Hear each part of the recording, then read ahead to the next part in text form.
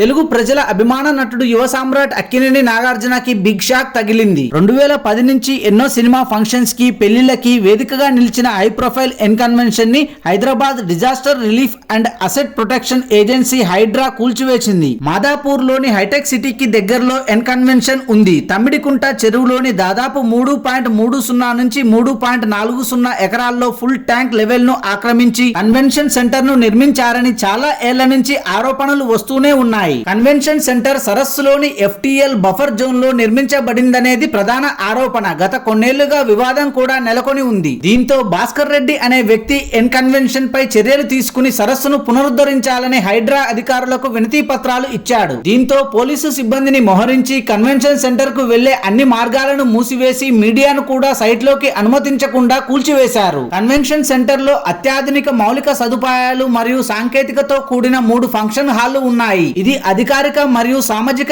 ఈవెంట్ల వంటి అనేక వేదిక ఎంపికలను కలిగి ఉంది. వివాహాలు, నిశ్చితార్థాలు మరియు ఇతర కార్యక్రమాల కోసం, రాజకీయ నాయకులు మరియు సినీ తారల హై ప్రొఫైల్ ఫంక్షన్స్ కోసం హాల్ అద్దెకు తీసుకోబడుతుంది. Thanks for watching this video. For more interesting videos please do subscribe.